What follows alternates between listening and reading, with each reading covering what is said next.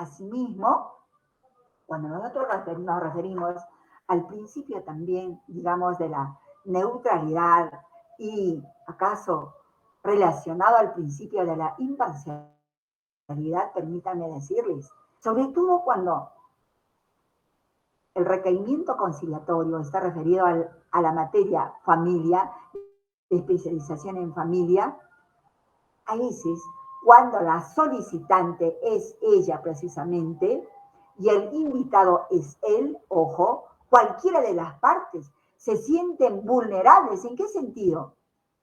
Si es dama la que ha solicitado y de pronto el centro de conciliación designó a una conciliadora que los va a asistir en ese procedimiento, o Chaparral dice el invitado, yo no confío en una dama, porque este procedimiento conciliatorio ya tiene nombre propio, por ser mujer y la peticionante, la solicitante es mujer, definitivamente, por la condición de género, esto ya tiene nombre propio.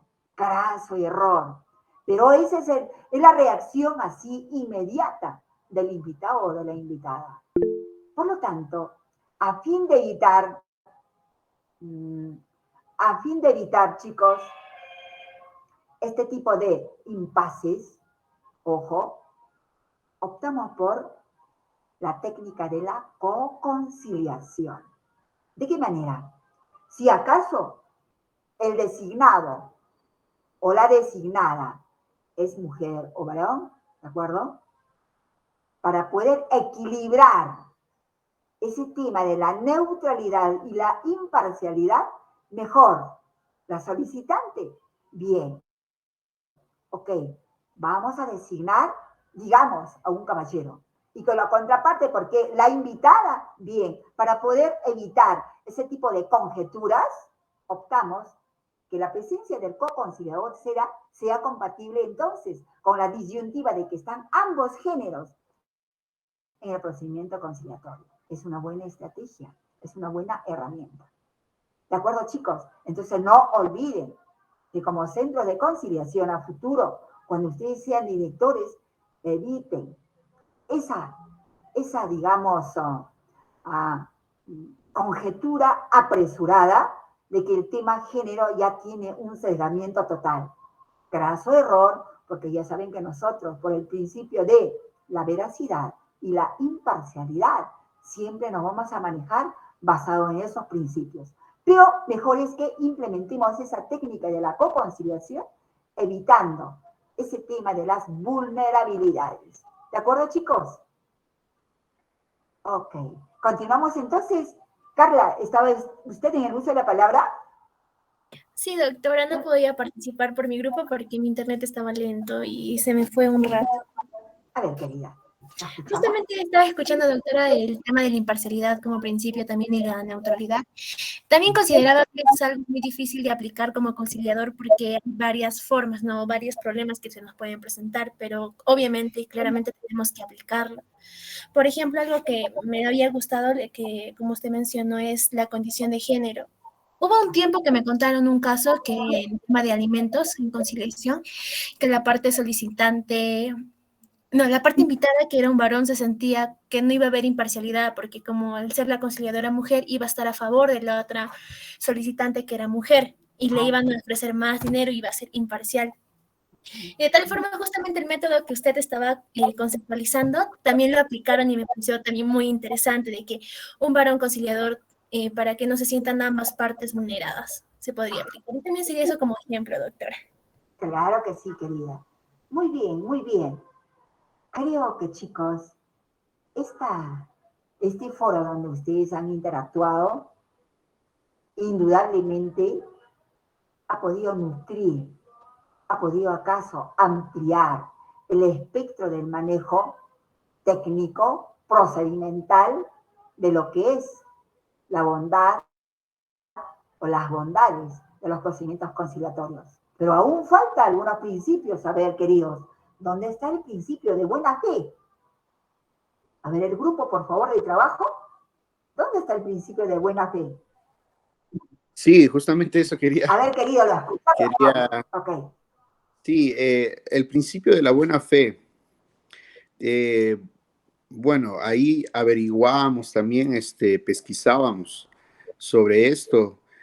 Tiene que ver con la actuación de las partes durante el procedimiento conciliatorio. ya. En el sentido de un comportamiento adecuado y acorde con los fines de la conciliación, ¿verdad? En ese sentido, en el reglamento se señala que por este principio se entiende como la necesidad de que las partes procedan de manera honesta y leal. Claro que sí. Ujú. Esto se señala, Solamente que se esté cuidando por el tema del fondo, sino también la forma, ¿ok? exacto. Que no pueda realmente surgir escenarios de conflicto bajo una invención de terceros, sino Ujú. que por el principio de la buena fe admitimos que existe ese conflicto y por lo tanto todos vamos a interactuar de absoluta buena fe. ¿Está claro, Freud? Exacto. Ok, tenido. Porque este principio no solo involucra a las partes, ¿no?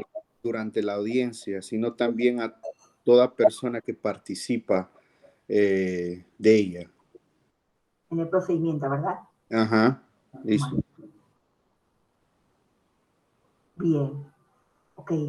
¿Algo más que complementar, queridos? Creo que hablaron de la neutralidad, el principio de la legalidad.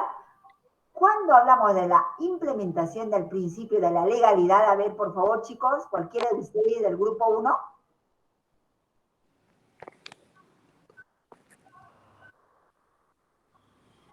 Carla Huatuco, Flor López, ¿a qué nos referimos cuando dentro de la estructura, dentro de las vigas maestras, principistas de lo que es el manejo del procedimiento conciliatorio, Lo que, necesariamente tenemos que Así regirnos por mismo. ella? lo, lo que podría decir, doctora, sobre la legalidad, eh, le corresponde al conciliador, bueno, le corresponde al conciliador algo como asegurar, ¿no? Asegurarse que el acuerdo total, de un acuerdo total o parcial al que las partes puedan suscribir, no colisionar con alguna norma legal, ¿no? Claro, sí, que sea también concordante con el ordenamiento jurídico del Ajá, contexto territorial, ¿verdad? exacto. Ah, ok. Qué bien, qué Eh, bien. ¿Qué más? ¿Qué más, Freud? mm, por lo cual, entonces, podría recurrir a la asistencia de un especializado como un abogado, Ok, ¿no? perfecto. Podría ser, podría ser. Ah, O eh, simplemente pasa, por ejemplo, pongamos un escenario. como un verificador, ¿no? Ah, De la ok, legalidad. bien. Pero ojo, chicos, cuando nosotros estamos hablando del principio de la legalidad, estamos refiriéndonos al hecho de que todo el procedimiento conciliatorio que emprendamos, en primer lugar, debe estar bajo la observancia de la Ley Marco 26872, por un lado. Asimismo, por la reglamentación aprobada por el Decreto Supremo 014 del año 2008 JUS, ¿verdad, chicos? Pero si acaso es el paraguas bajo el cual vamos a desarrollar el procedimiento conciliatorio, ojo, que todas las peticiones tienen que estar coberturadas dentro del ordenamiento jurídico de la estructura, digamos, del país donde se desarrolla ese procedimiento. Y cuando hablamos nosotros del ordenamiento jurídico también, tenemos que sopesar que muchas de ellas van a estar seguramente relacionados, vinculados al derecho consuetudinario. Hablamos de ese tema, usos y costumbres, idiosincrasia. Hablamos, por ejemplo, cuál es el marco legal de la comunidad, por ejemplo, ayánica. ¿Cómo es que nosotros con todo nuestro marco legal dentro de la urbe, por ejemplo. No podemos penetrar a la determinación de, digamos, de la implementación de justicia en esa comunidad denominada Ayánica. Entonces la observancia no puede estar desvinculado al contexto, sino todo tiene que estar concatenado, repito, al ordenamiento jurídico coexistente en esa jurisdicción territorial. ¿De acuerdo? Eso se podría decir, doctora, que va acompañado con la veracidad también, ¿no? La veracidad claro que sí. y la legalidad, ¿no? Así es, así es. Bien, chicos. ¿No? Me parece bien realmente el análisis que ustedes han hecho. Hay otro aspecto que es pertinente también como otro principio. El principio de la celeridad y el principio de la economicidad. Vigas totalmente importantes que al momento que nosotros hacemos nuestro discurso de apertura, tenemos que expresarlo como una especie sutil de tomar distancia de la institución paralela que es el procedimiento judicial. Porque sí es cierto que tenemos características, pero acuérdense que una de ellas es la celeridad. Es un proceso célere, dijimos. Si ustedes ponen de su parte hoy, solo en esta reunión conciliatoria, podemos arribar a resolver el conflicto que les aqueja. Por lo tanto, por eso es que es celerísimo, es rápido, es breve, en tanto y cuanto, repito, se involucre. ¿De acuerdo? Ese es el principio de la celeridad, y hay que advertir ese tema. Y complementarlo con el principio de la economicidad. Siempre en parangón, por ejemplo, advertir que en el procedimiento conciliatorio las partes concurren espontáneamente, voluntariamente. Nadie está obligado a concurrir porque no tiene ningún tipo de coacción, ningún tipo de presión. ¿Está claro? Por lo tanto, es la voluntariedad, es la decisión personalísima de las partes. Y por lo tanto, advertir también, la concurrencia es individual porque la toma de decisiones está basado en la disposición de las partes. Así concurran con asesores, con abogados. Quienes van a tomar la decisión son las partes. ¿Ok? Y advertir que siendo este mecanismo alternativo de solución de conflictos, el impulso de construir la cultura de paz implica que no es necesario concurrir con un abogado, porque solamente la presencia del conciliador en su papel de neutralidad, ¿ok? Es la búsqueda de la conexión de ustedes, propiciando la comunicación, el diálogo entre las partes. Los otros no son protagonistas, son meros observadores. Si acaso en algún escenario, por ejemplo, del calor, de la temperatura, por ejemplo, del análisis del conflicto, alguna de las partes dice, yo deseo contar con mi abogado, quiero hacerle alguna consulta. Esa consulta podrá dirimirlos, señores, en la parte externa de la sala de audiencia y conciliación. No lo hacen dentro de la sala de audiencia de conciliación. ¿De acuerdo, chicos? Entonces, el tema de la economicidad, una vez más, se hace evidente que no es necesario que concurras con tu abogado. Tú te bastas finalmente, porque tú sabes de qué manera te afecta, cómo visualizas, cómo vives el conflicto.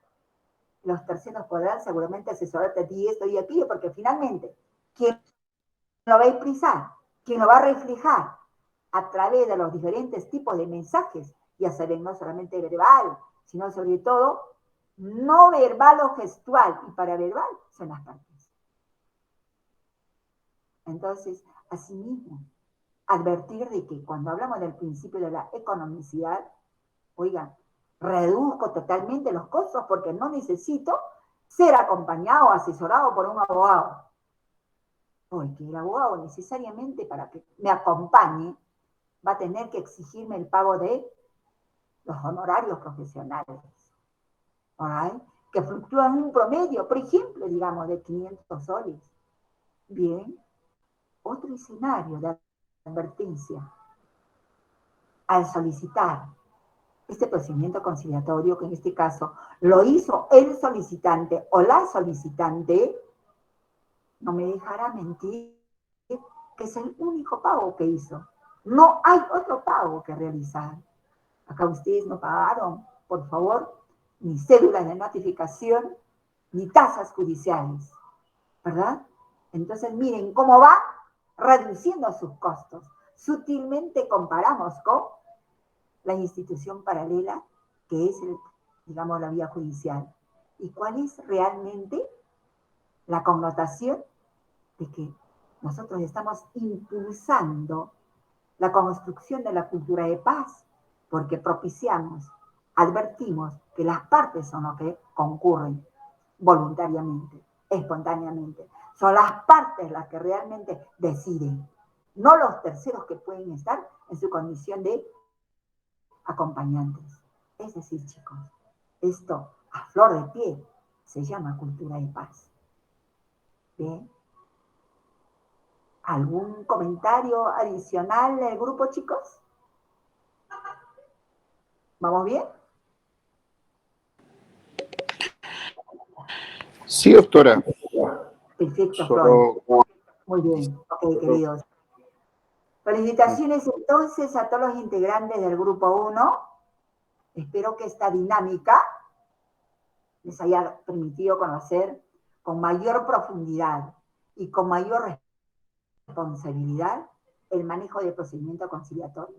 Que no solamente la secuencia, las etapas, la estructuración de ellas, sino sobre todo la presencia de los principios que rigen todo procedimiento conciliatorio.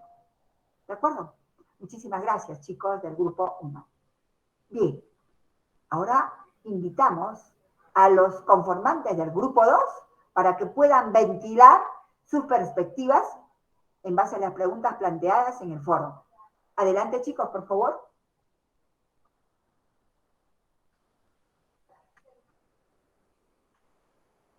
Grupo 2, Edith Mangualaya, Jesús Enríquez, Luis Enríquez, Daniel Luis Colonio. ¿Ok?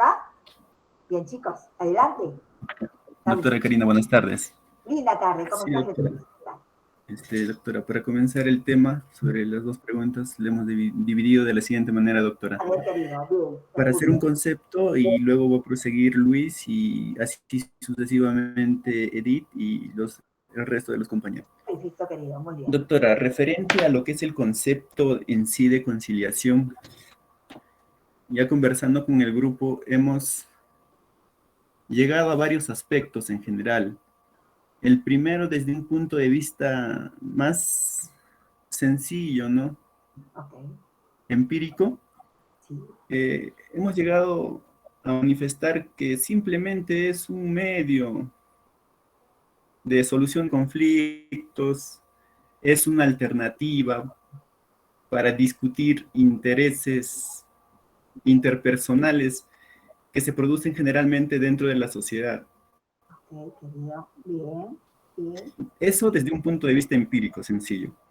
Sin embargo, doctora, desde el punto de vista ya jurídico, también hemos llegado a basarnos básicamente pues en lo que nos dice la ley, en lo que nos dice el reglamento, la ley de conciliación, que hace referencia a algo interesante y que dice que esta es una institución, no solamente es un mecanismo, no solamente es un medio, no solamente es una alternativa, sino es una institución en sí constituida jurídicamente en la normativa nacional. Así es. La cual tiene el fin principal o el objetivo de solucionar, ¿no?, los conflictos que se producen en la cotidianidad como se diría, de las personas. Claro. Sin embargo, doctora, también debemos aclarar que se manifiesta que es una institución, ya que la conciliación también está inserta dentro del proceso judicial mismo, ya que dentro de las etapas del desarrollo del proceso, necesariamente, necesariamente el juez solicita si se va a llegar a dar una conciliación o no.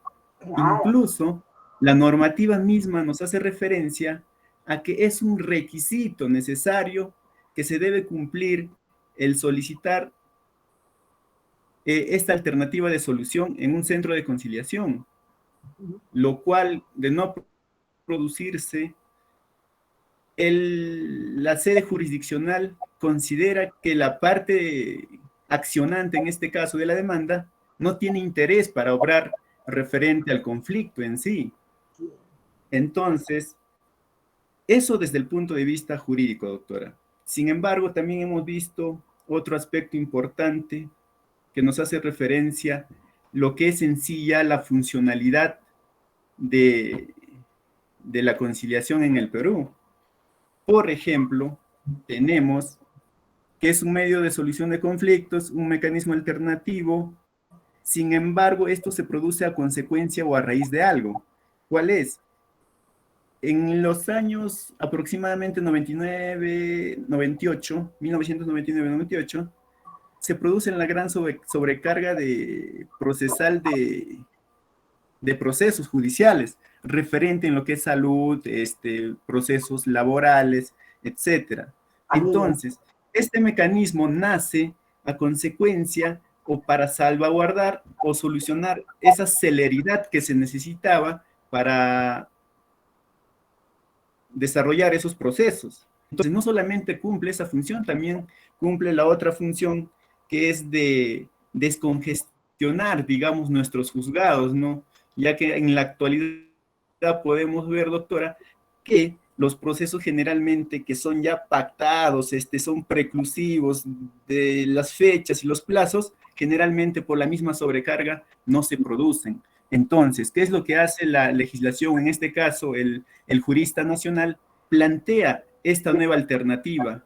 Es más, ya antes de que nazca, digamos, la regulación de la conciliación o de los centros de conciliación extrajudicial, ya existían o tenían otras entidades esas facultades, como por ejemplo, los jueces de paz ya estaban facultados para solucionar conflictos de ciertas características que no tengan relevancia, digamos, tan dañosa, ¿no? También, por ejemplo, en la actualidad se puede ver que referente a la pensión de alimentos se puede conciliar. Por ejemplo, se puede conciliar en las munas. Entonces, ¿qué es lo que hace el jurista? Como ya mencioné, es generar o crear esta institución principal, básica en el Perú, para darle alivio a todos estos procesos que generalmente se veían pues paralizados, ¿no? Por la misma sobrecarga. Todo eso, doctora, referente a lo que es el concepto de la conciliación en el Perú. Ahora, lo que es en referente a los principios que rigen el mismo, podemos ver el principio de equidad, en el cual se manifiesta que el conciliador debe tratar con igualdad a los conciliantes, para que estos puedan lograr acuerdos mutuamente beneficiosos, para que de ninguno de ellos se sienta perjudicado. Este principio es básico dentro de la audiencia de conciliación, ya que cuando asisten las dos partes, si uno de ellos siente que existe un pequeño desequilibrio al momento del trato, al momento de la presentación, de la explicación, es más, al momento del parafraseo de los hechos que manifiesta, rompe, digamos, ese estatus de buena fe, ese estatus de querer solucionar el conflicto, ese interés que tiene, el cual podría ser perjudicial para las partes, para la audiencia de conciliación en sí, por lo cual yo considero que el principio se basa básicamente, para el siguiente principio va a proseguir mi colega doctora. Ok, querido, muy bien. Formidable, Jesús. Buen enfoque, buen análisis, buenas alternativas y perspectivas. Felicitaciones, Jesús. Adelante, por favor, el siguiente participante. Hola, hablamos con Luis Pedro. Sí, doctora, buenas tardes. Linda tarde, ¿cómo está Luis? Bienvenido. Sí, doctora, voy a realizar el segundo principio. Perfecto, querido. El principio de veracidad. Este principio implica que todo aquel que participa en un proceso de conciliación debe dirigir su actuar por el camino limpio de la verdad, de lo auténtico. Ok. Y en lo que respecta a las partes, están obligadas a proporcionar información real, auténtica y no falsa. Decir la verdad de verdad sobre el origen, causas, conflicto, así como de los intereses reales. Formidable. En cuanto al conciliador, está obligado a explicar a las partes el proceso de conciliación, sus ventajas, desventajas y honorario con una alta fidelidad. Muy bien. Así, al ingresar los conciliadores al proceso de conciliación, deben dejar afuera de la sala todo tipo de armas, como la falsedad, la mentira, ingresando solamente para manifestar la verdad, sus verdaderos intereses, para que puedan lograr un acuerdo inteligente que se pueda cumplir. Bien, bien, Luis. En realidad, no hay nada más gratificante concurrir a un centro de conciliación, a ventilar, acaso, para hacer catarsis de aquel conflicto que nos enerva, con la certeza de que ese conflicto tiene un origen real. Todo es un basamento, concreto. No hay ninguna cuestión de conjetura, de imaginación, sino solo y únicamente basado en la verdad, en la existencia real de dicho conflicto. Y por lo tanto, conocido el escenario, al momento de que las partes esgrimen sus puntos de vista, también deben de hacerlo en ese nivel. Repito, en una concordancia de que todo tiene un entretelón de la verdad, de la realidad. No hay nada que pueda confluir con hechos ajenos a la realidad de ese conflicto. Muy bien, Luis Pedro. Ok. ¿Algo más que quiera complementar, Luis Pedro?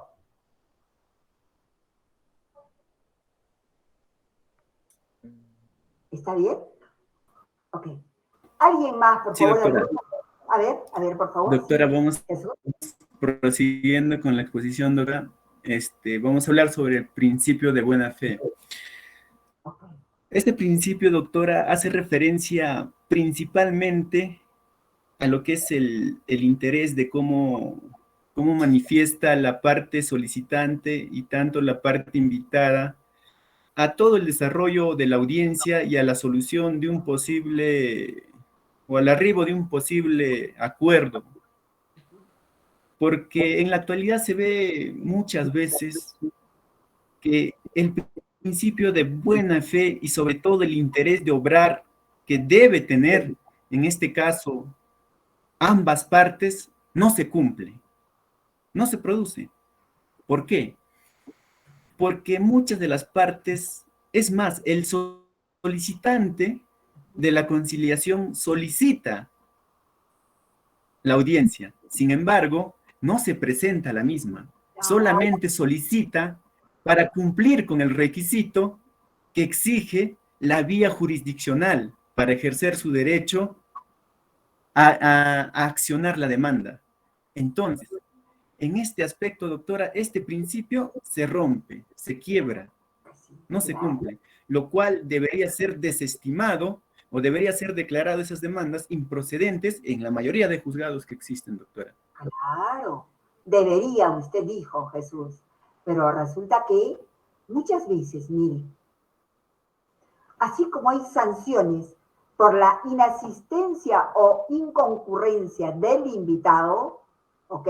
No solamente con sanción pecuniaria, por ejemplo, de 2 a 10 URPs, también se corre el riesgo el invitado que inasiste, a que todo lo que se estructuró, lo que se expresó como parte de los hechos y los acuerdos a los cuales se pudo haber, digamos, implementado, son hechos estimados en la demanda como algo que beneficia definitivamente a la parte invitada, o digo, perdón, a la parte solicitante.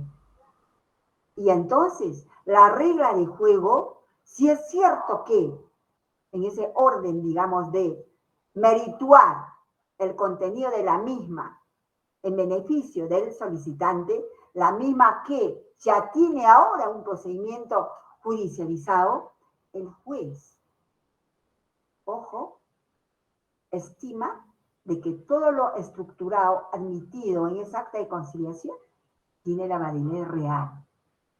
Por lo tanto, entonces, chicos, creo que el mensaje es claro.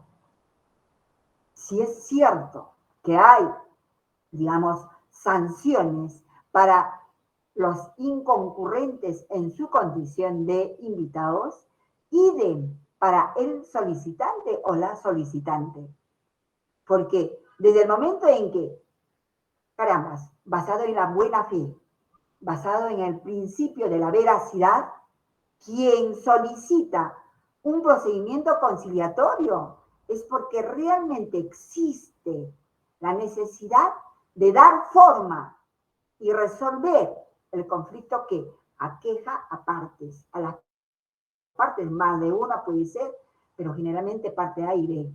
Por lo tanto, si como protagonista de ese procedimiento conciliatorio solicité la audiencia de conciliación y soy el primero en romper por inasistir a ella, de la misma manera entonces debería con rigor, ¿cierto?, ser sujeto de, digamos, de sanciones. Por lo tanto, un poco para cuidar también el tema del equilibrio en cuanto a tratamiento se refiere. Por eso es que, una vez más, seguramente que ustedes van a concordar en que al momento de evaluar, digamos, la demanda, el juez declara improcedente por la manifiesta, digamos, ausencia de actitud para poder obrar. Porque ante un escenario de esa naturaleza, por ejemplo, el juez va a decir, lo siento, esto es improcedente, previamente a peticionar que se admita esta demanda planteada por ustedes o por usted, tiene que necesariamente demostrar que está usted dispuesto a resolver el conflicto que le aqueja en la vía conciliatoria correspondiente.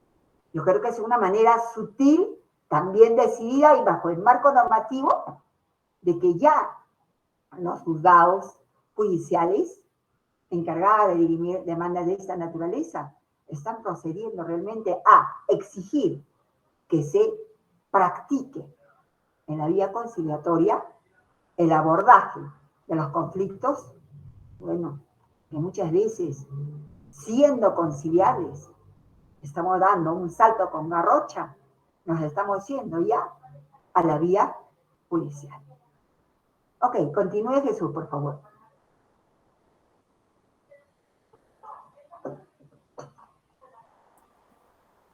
¿Yo sigo? Sí, claro que sí. Sí, doctor. Doctorita, permítame, Jesús, a ver, doctora, con el... yo lo... A ver, un momentito, querido. Edith quiere participar, creo Jesús, que, a ver, ¿cuál es? Jesús, voy a participar yo y después me sigues, por favor. ¿Ya? A ver, doctorita, sobre el principio de celeridad. Muy bien. Como el nombre mismo lo dice, celeridad, acelerar. Ah, No lo decimos nosotros, sino lo construimos. ¿Bajo qué? Es importante que el conciliador esté involucrado totalmente en el tema, utilizando nuestras herramientas que ya nosotros nos hemos ido preparando para ser conciliadores, claro. como por ejemplo con la escucha activa, el parafraseo, y así permitir que tenga una pronta y rápida solución al conflicto y así ahorrar tiempo y dinero. Ese es el principio de celeridad. Claro que El principio de legalidad dice que estar bajo la observancia de la ley 26872, que es la ley de conciliación, tiene que estar coberturado o concadenado con el marco jurídico legal. Siempre, doctorita, siempre tiene que estar de la mano para empezar nosotros a trabajar en diferentes situaciones que se nos va. Disculpe, ¿me escucha, doctorita? claro que sí. Estamos Está escuchando. medio, como le iba diciendo, doctora, el principio de legalidad siempre vamos a ir de mano, en todo momento, con la ley 26872 y con el marco jurídico legal que siempre vamos a estar actuando en nuestras situaciones que vamos a resolver, conflictos que vamos a ir resolviendo posteriormente, doctorita. Claro Muchas que gracias. sí. Muy bien, Edith. Creo que acá es cuestión de poner reparo, por ejemplo, que hay procedimientos conciliatorios cuya designación del conciliador va a implicar especialidades, por ejemplo. Dijimos, por ejemplo, alguien que pueda... Un momentito, chicos, por favor.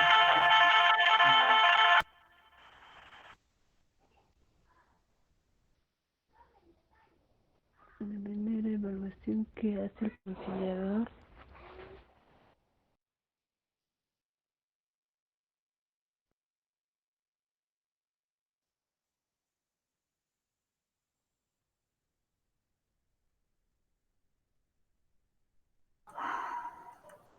Ok, dispensarán, chicos, ahí esas interrupciones, pero tenemos que atender, porque se puede dar de un escenario de la familia.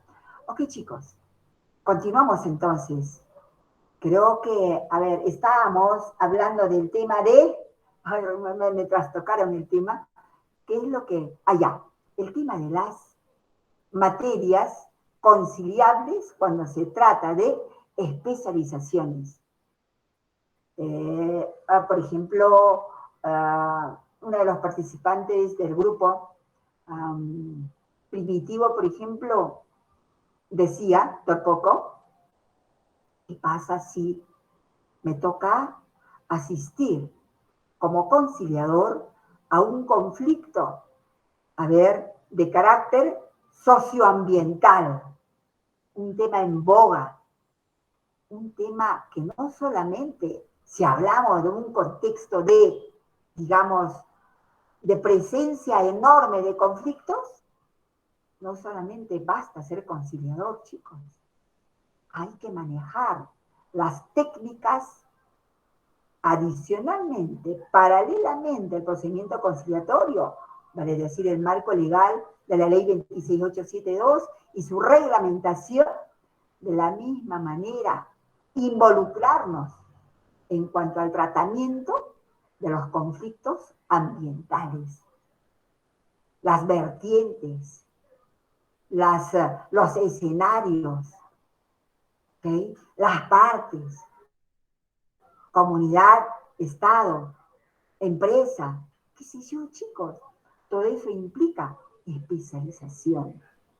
Por lo tanto, entonces, así como nosotros exigimos de que, por ejemplo, en el tema de la materia de alta especialización, como es contrataciones con el Estado, nos va seguramente a generar, ok, que se nos designe de inmediato ante la expectativa económica, que el centro de conciliación pueda fijar que la potencial conciliadora es usted o aquella persona.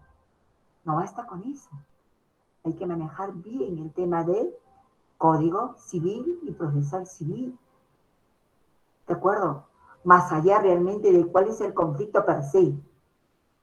Entonces, no nos entusiasmemos tanto.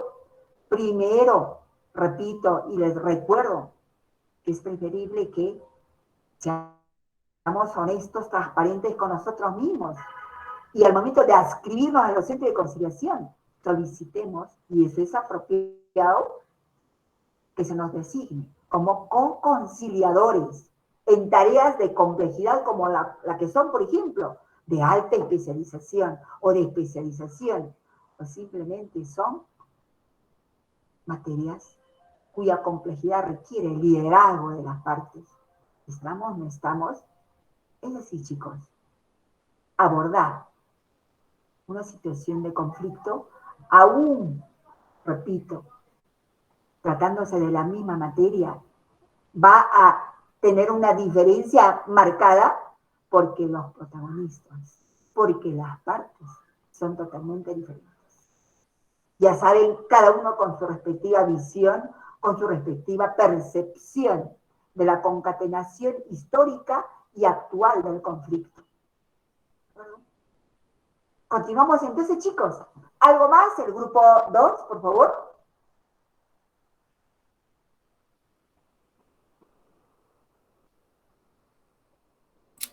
Sí, doctora. Ok. Jesús. Referente, doctora, doctora, Querido no Jesús, escucho nada. nos vamos a esa pausa de 15 minutos, querido, por favor. Ay, doctora, me muero. Pausa de 15 minutos porque ya estamos 3 de la tarde y nos hemos olvidado. A ver, por favor, no voy a hacer que luego me emplace y no les di su pausa. Vayan a esa pausa, querido Jesús, por favor. Vale. Ya, doctora. Gracias.